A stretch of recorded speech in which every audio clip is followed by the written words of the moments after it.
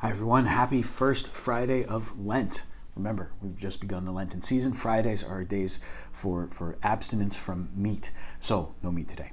I'm really excited about Lent this year in a way that I haven't been in a very long time. I'm so excited for what this Lenten journey is going to be spiritually, for what it's going to mean practically. I'm just really excited about everything that we get to do. In fact, I want to share something that I'm going to be doing during Lent with all of you. Instead of a homily every Sunday, kind of based on the readings, I'm going to give a sermon instead. So a sermon means something that's on a particular topic. Now the sermon's going to be very much related to Lent. I'm going to do a whole series throughout the weeks of Lent, the Sundays of Lent, in which I want to talk about what it means to repent and believe in the gospel, and how that word repent indicates to us that we have to turn away. We have to turn away from sin. We have to turn away from darkness. We have to turn away from vice towards virtue, towards light. And ultimately what that means is that we're turning towards Christ. So what does it mean to turn to the Lord, to reorient ourselves for God? And I want to spend the entire season of Lent just unpacking that and talking about it. So that's what you can expect to hear from me throughout this Lenten season. But today, I wanted to just look at the gospel that we read at Mass on the first Friday of Lent, because I think it's a really powerful gospel, and it kind of gives us a whole key for everything that we're supposed to be doing during the Lenten season. So read it with me, all right? It's from the Gospel of Matthew, chapter 9, verses 14 and 15. It's 2 verses in the Gospel of Matthew. It's super short, but these verses are really packed with a lot of stuff. Then the disciples of John came to him, saying, "Why do we and the Pharisees fast, but your disciples do not fast?" And Jesus said to them, "Can the wedding guests mourn as long as the bridegroom is with them?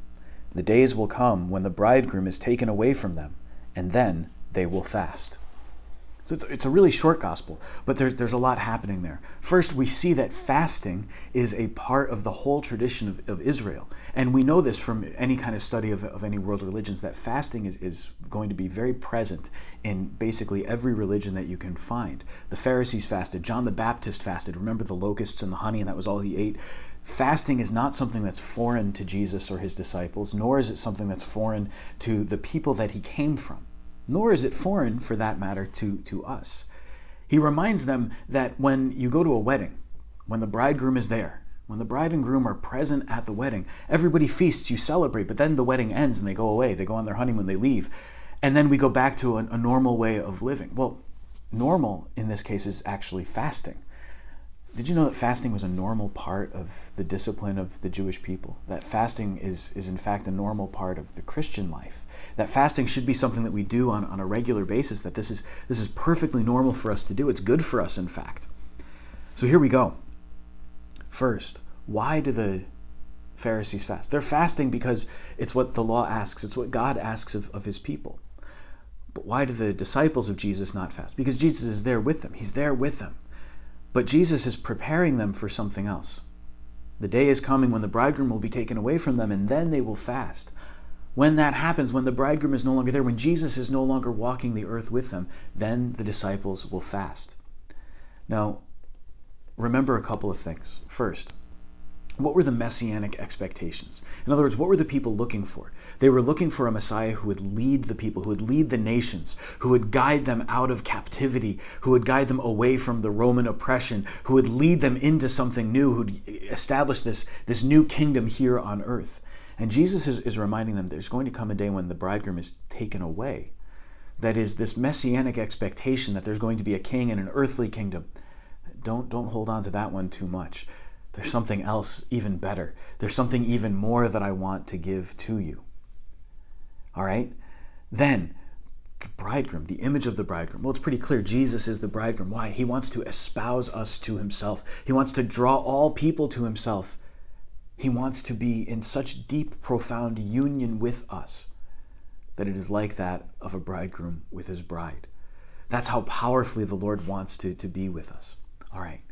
Then, this fasting, when the bridegroom is taken away, then they will fast. Why do we fast? Because we're looking forward to something. We're fasting because we're looking forward to that day when the eternal wedding feast will take place. We're looking forward to that time when we'll be united with God forever in the heavenly kingdom. Jesus comes, and in his presence here on earth, the disciples get to know him. He's explaining things to them. Now, this is only chapter 9 of Matthew's gospel, so we've got a long way to go before we get to the end of it. We know how the story ends, though. We know that the story ends with his crucifixion, his death, and his resurrection. We know that Jesus ascends into heaven. We know that there's a time coming when the bridegroom will not be with us. Now you might say, wait a second, Father, don't we have Jesus with us in everything because Jesus is always with us in our hearts, because Jesus comes to us in the sacraments? Yes, that's absolutely true. We really do have Jesus with us, in the Eucharist especially, above all. We do have his power at work in the world, yes. But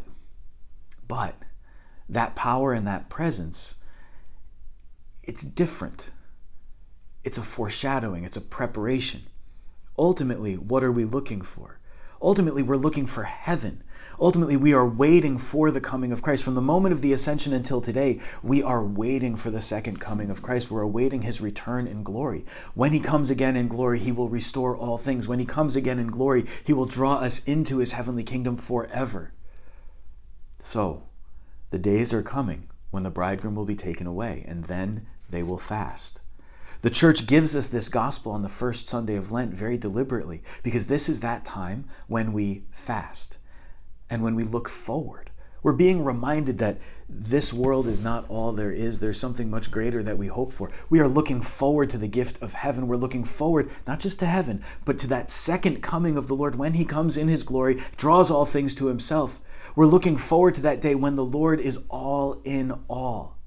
That's what Jesus wants for us. That's what he's telling us to prepare for.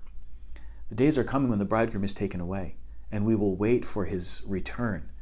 In that time when we are waiting for his return, when we're waiting for the wedding feast to begin again, when we're waiting for the wedding feast to be eternal, the bridegroom leaves because the wedding ends. But there is going to be a time when that wedding feast is eternal, and we look forward to that day. As we wait for the Lord to come, we fast.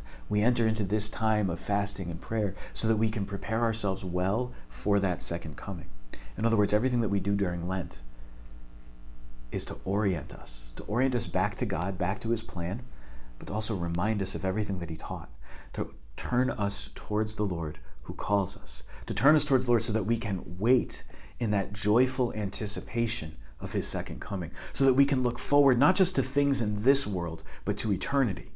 And during Lent, as we fast, we start looking forward to Easter so that the fast can be over.